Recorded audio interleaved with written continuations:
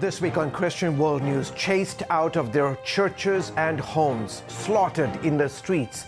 In Nigeria, tens of thousands have been killed in a genocide against Christians. Plus, as COVID cases surge, there is a ray of hope. Vaccines will soon be available, but are they safe? Two Christian leaders have answers to that question. And God and Gouda. Meet the nuns who run a thriving cheese business, how they are selling out when other businesses are shutting down.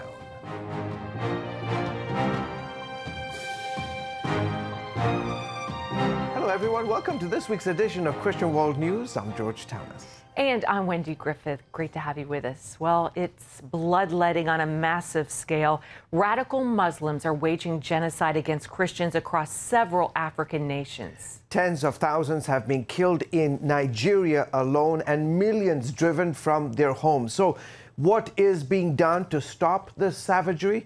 Here's my report. Nigeria's army recently released this poster of its top 100 terror targets. Among them, Africa's most wanted man, Abubakar Shekau, head of the Islamic terror group Boko Haram. This person has been unsettling not just really northern Nigeria, but an entire region. In video obtained by a Nigerian newspaper, the Boko Haram leader, surrounded by bodyguards, boasts he will never get caught because he's doing Allah's work. Shekau adds the war in Nigeria will continue even after him. I think if he's not put under control by the Nigerian government, this could certainly tip over into a caliphate type idea like we saw with ISIS in Iraq and Syria. Shekau's brutal insurgency has killed thousands and left millions displaced from their homes. If you look at what's happened on the last 20 years, it's just massive number of attacks against Christians. 50 to 70,000 have been murdered. Shekau's mission? Turn Africa's most populous country Islamic and force Christians who make up half the population to either leave, convert to Islam, or die. Johnny Moore, a Christian, and Abraham Cooper, an Orthodox Jew, are co-authors of the new book, The Next Jihad, Stop the Christian Genocide in Africa. The terrorists in Nigeria and in the surrounding countries around Nigeria where these other insurgencies are taking place are absolutely trying to commit genocide against the Christian communities. They want to wipe them all out. Moore and Cooper traveled together to Nigeria earlier this year, meeting dozens of Christian victims of Muslim persecution. Many of them just feel helpless at this point. You never know where it's going to hit next. Their faith, however, remains unshakable. And speaking as a Jewish rabbi, an Orthodox one, I was very inspired by their faith. To make matters worse, in Nigeria's so-called Middle Belt region, where the Muslim North meets the Christian South, another terror group made up of Muslim Fulani militants are also terrorizing Christians. More than 1,200 Christians were hacked to death in just the first 6 months of 2020 by Fulani militants. Middle of the night, coming into Christian villages, burning down the homes, killing the people. Just really, really horrible. The Wall Street Journal reporting how jihadist groups set up random highway checkpoints searching for Christians to kidnap for ransom or simply murder on the roadside. One of those abducted, Polycarp Zongo, pastor of a church east of Abuja, the country's capital city. The terrorist group releasing this video of Pastor Zongo appealing for his release. They too captured two Christian women who are also here with me. I'm appealing that you all do all that's possible to secure our release from captivity. The terror attacks on Christians spiking under Nigeria's President Muhammadu Buhari's watch. He's a Muslim from the Fulani tribe. Nigerian Christian leaders accuse President Buhari of doing little to stop the bloodletting. CBN News reached out to Nigeria's ambassador in Washington, D.C. for comment on the ongoing persecution of Christians in his country, but got no response. It's one thing when North Korea does this or when Iran does this, but this is a democracy. There has to be rule of law in this country. Nigeria's police and army are also mostly made up of Fulani Muslims. The attackers are never captured. They are not prosecuted. The security services respond very slowly. A full day can go on with attacks happening and no security shows up. And frequently, the government officials will provide cover. Meanwhile, the COVID pandemic making the plight of Nigeria's Christians even worse, especially in provinces ruled by Islamic Sharia law. When the government sends food into these areas, the extremists and the leaders under Sharia law are intentionally keeping food and aid from people that they consider to be infidels, but these are Nigerian citizens. And it's not just in Nigeria. After losing ground in Syria and Iraq, the top general of U.S. Special Operations Command in Africa is warning that Al-Qaeda, ISIS, and other Islamic terror groups are gaining ground in other parts of Africa. On November 10th, ISIS-linked fighters attacked a remote town in northern Mozambique, beheading 50 people in a soccer stadium and kidnapping scores of women. This summer saw a slew of jihadist attacks in Niger, Chad, Cameroon, Burkina Faso, Mali, Tanzania, Kenya, and the Democratic Republic of Congo. Moore says for radical jihadists, Nigeria remains the big prize. This is the most important country in Africa, the 10th largest oil reserves in the world, the largest economy on the continent. Dr. David Curry, whose group Open Doors has listed Nigeria as the 12th worst place in the world for Christians, is urging the next U.S. administration to make Nigeria a top priority. This has massive international implication for the entire continent, but we need to focus on what's happening in Nigeria. Otherwise, we could have a massive upheaval in that very important place in the world. Moore and Cooper hope their book will help our political leaders and people around the world understand the crisis facing Nigeria today. And I can tell you, every minute the world is asleep is another minute that someone dies. And so whether it's the Jewish rabbi who's been fighting his whole life against injustice, or the Christian pastor who sees them as family, this is an injustice for the whole world, and now it's time to stop it. George, this is so incredible. And as you mentioned, 50% of the population is Christian, Correct. But they're being slaughtered. Yeah. How are they able to survive? It's a very difficult proposition that they face, and the problem is that, as Johnny Moore and Rabbi Cooper say, the government is doing nothing because the president is a Muslim from the Fulani tribe. And so the bloodletting continues and nothing is being done. Their hope is that the next administration will really put the squeeze on Nigeria, either politically or economically. Well, let's pray so. Yeah. All right. Well, up next, a COVID vaccine could begin shipping soon, but many people have questions about safety. Here are two prominent Christians who say taking the vaccine is not only safe, it is necessary. Daddy? Yeah, buddy. How many nickels are in a dollar? There are 20 nickels in a dollar. How do birds fly? Does milk really make my bones stronger? Yeah. Daddy, when we die, will we go to heaven? Do you have the answer to life's biggest question? Call the 700 Club. We'll help you find answers to the important questions life brings your way. Watch breaking news, in-depth exclusive stories and programs from health to entertainment you won't find anywhere else. The CBN News Channel, a perspective you can trust. Enjoy credible news reporting from around the world. Discover inspiring programs and stories of hope, all in one place from a Christian perspective. The CBN News Channel, a perspective you can trust. To watch the CBN News Channel, download the app or visit cbnnewschannel.com.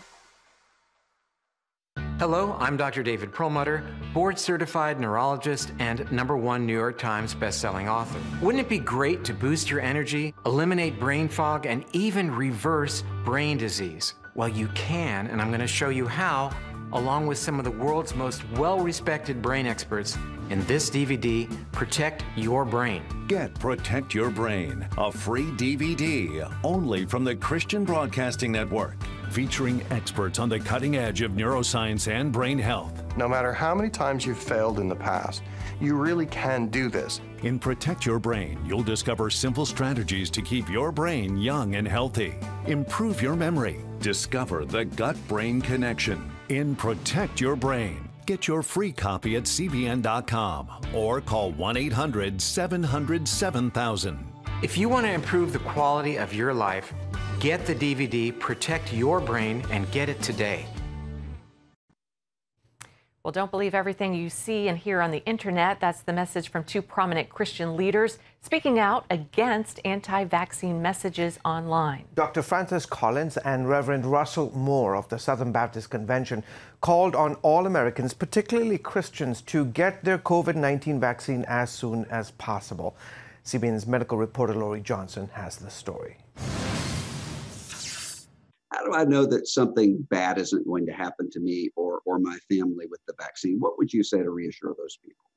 Well, here's a great opportunity for Christians to say, let's really look at the truth. NIH director and noted Christian author Dr. Francis Collins and Southern Baptist Ethics President Russell Moore want Christians to think twice before believing unproven anti-vaccine theories.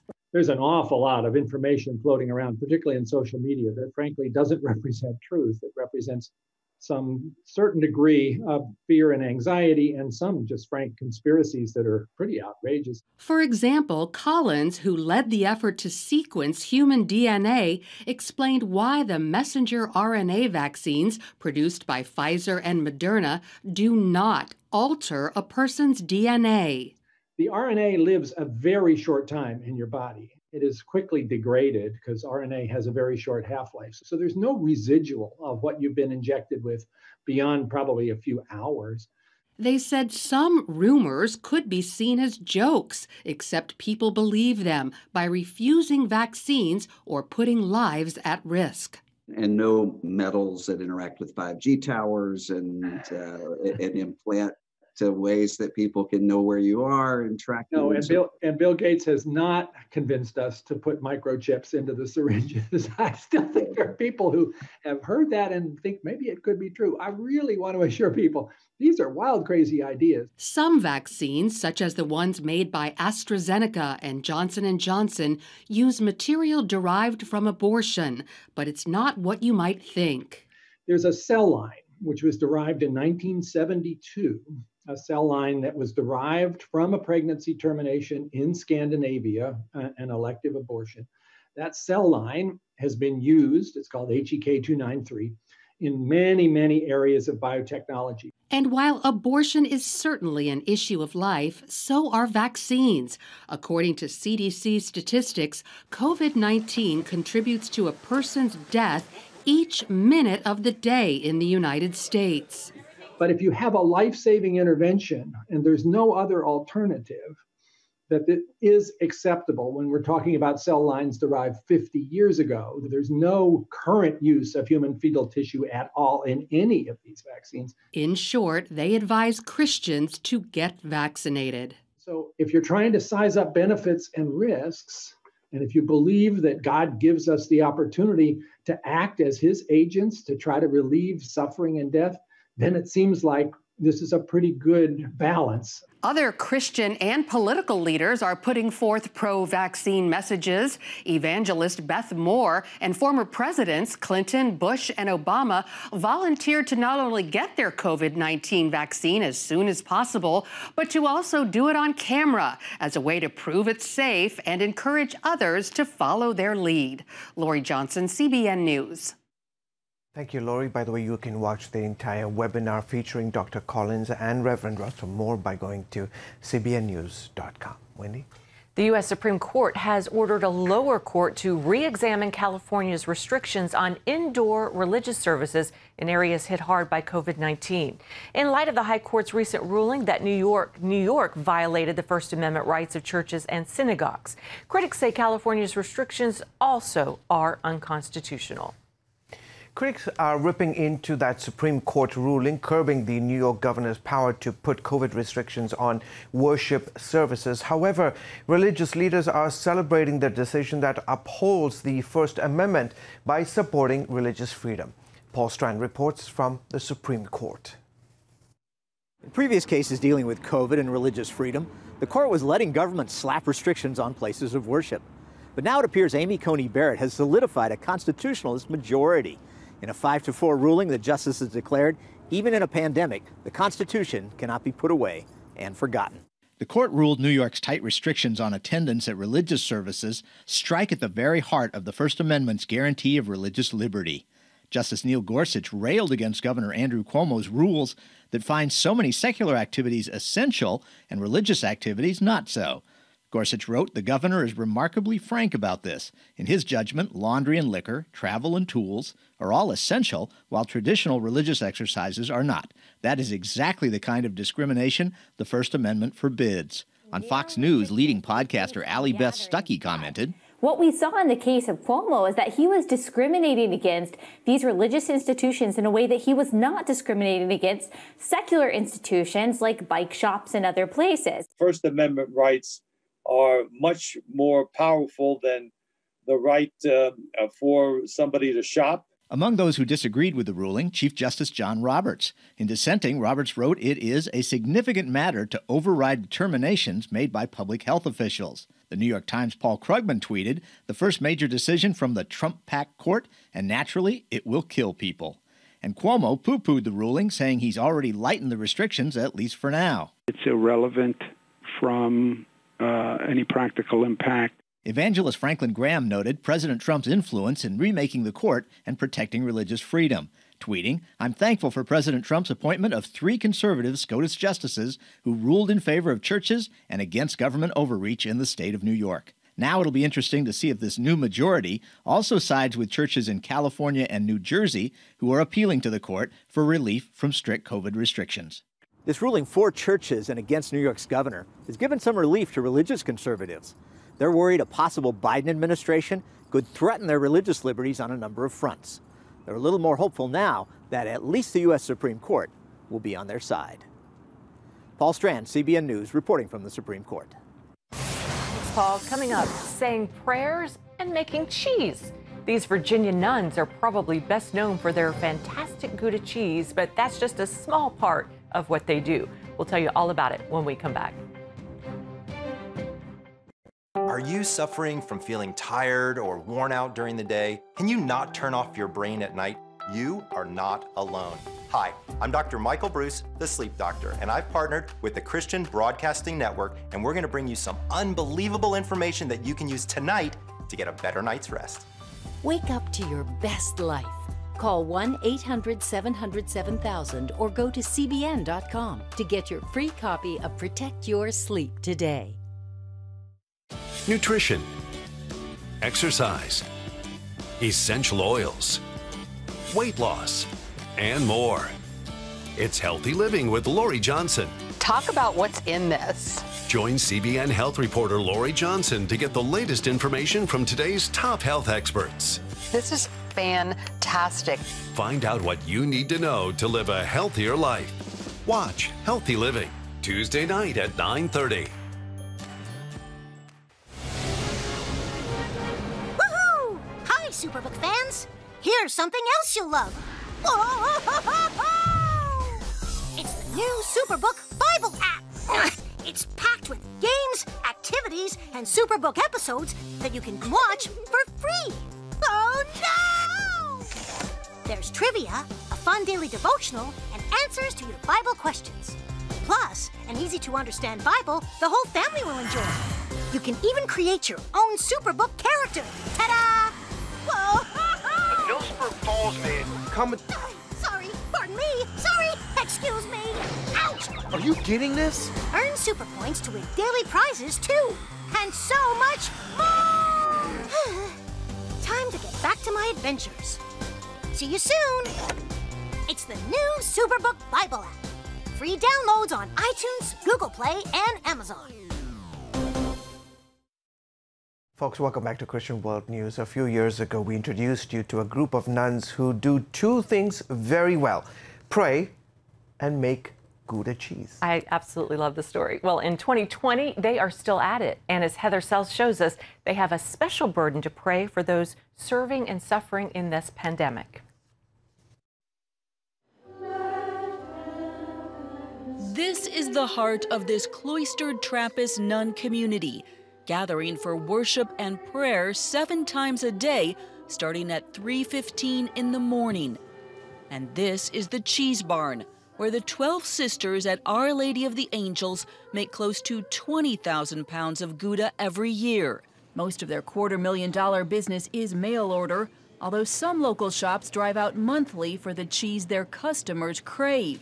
The flavor's great. It's on the mild end in terms of intensity, but it's delicious and really versatile. You can use it for cooking, or you can just nosh it with salami and olives and bread. When they started, the nuns knew nothing about how to make cheese. Today, they literally cannot keep up with the demand from food connoisseurs around the country.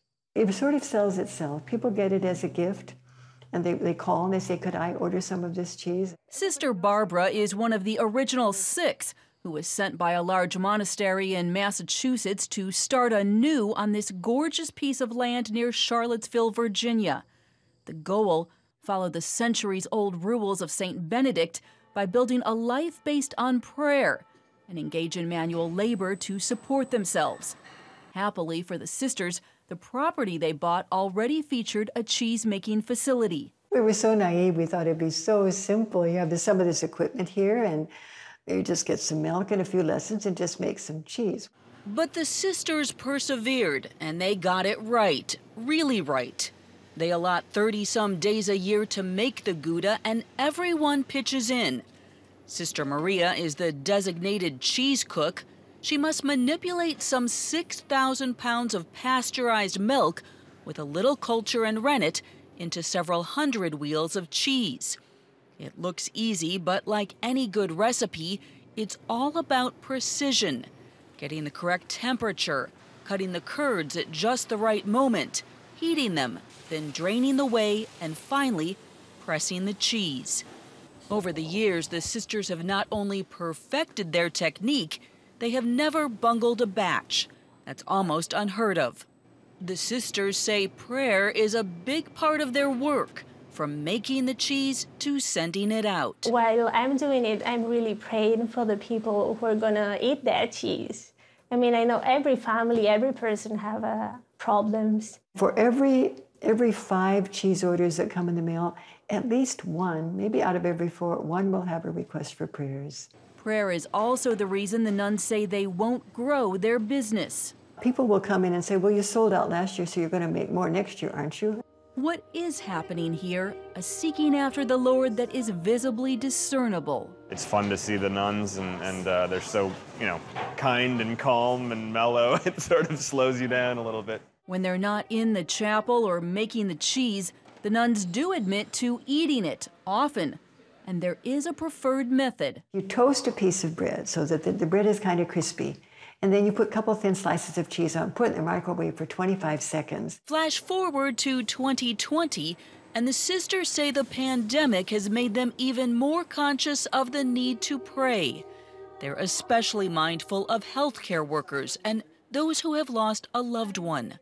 A new puppy, Skippy, has added joy to their lives, but otherwise, their days continue as they always have, full of prayer and ministry opportunities in simple 2-pound wheels of cheese. Heather Sells, CBN News. God bless them. And now we all want that cheese. Well, to find out how you can contact the sisters and order some of their wonderful Gouda cheese, go to our website, cbnnews.com. We'll be right back. Come home to the sounds of Southern Gospel from CBN Radio. You'll enjoy a rich Southern blend of bluegrass, classic gospel, and Southern gospel favorites like the Gaithers, the Crab Family, and bluegrass sounds like Mountain Faith. So make yourself at home with the all-new CBN Southern Gospel, now available at cbnradio.com.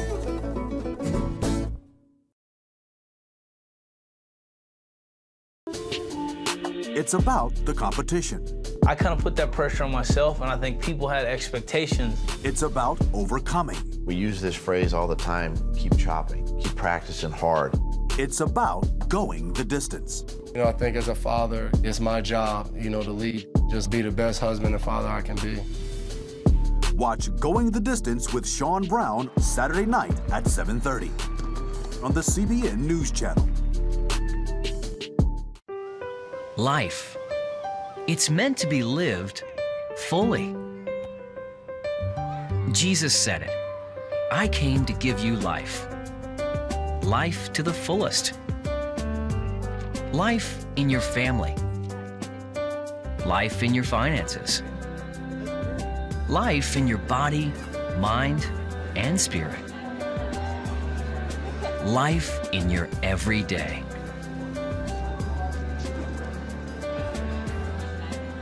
At CBN.com, we're taking what Jesus said seriously. We're here to help you discover life. Life. Live it fully. CBN.com.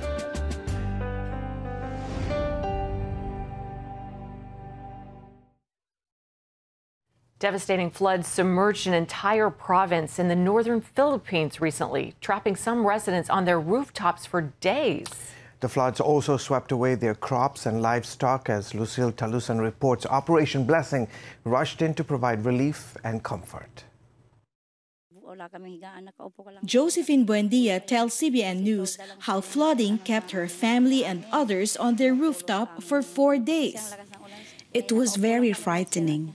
We prayed to God to stop the floods because the water kept on rising, almost reaching our roof. Typhoon Vamco ripped through the Philippines, submerging the entire province of Cagayan, depriving residents of food and water for days. We pitied the children because we did not have enough food. Rice and 2 packs of instant noodles was shared among the 4 families. Josephine's family and others lost most or all of their crops. It's heartbreaking. All our crops were destroyed. What's worse is we were not able to save our water buffaloes that we used for farming. Everything happened so fast. It's our lives that mattered first. Village Chief Grace Reyes must now help constituents dealing with dire conditions. I pity our people because they lost a lot and their source of livelihood. All I can do now is to ask for help from organizations to augment their immediate needs. The people of the village were overjoyed when Operation Blessing came to bring them food, mats, blankets, towels, and water jugs. Personal protective equipment, hand sanitizers, and hand cream were distributed to those on the front lines. Thank you so much, Operation Blessing, for all the blessings you brought to us. More than 1,500 families in the hard-hit villages of Cagayan received assistance. Other OB teams provided relief to other provinces also devastated by the typhoon. Josephine says the assistance from Operation Blessing is helping them deal with their ordeal. Thank you for all the help you gave us. It has encouraged us so much. We feel like we did not experience the flood at all. Lucille Talusan, CBN News. Such a beautiful place, but boy, do they face those tropical... Those cyclones. Cyclones, yeah. Operation Blessing, always doing good work around the world. Folks, that's it for this week's edition of Christian World News. Thanks for joining us. Until next week, goodbye, and God bless you.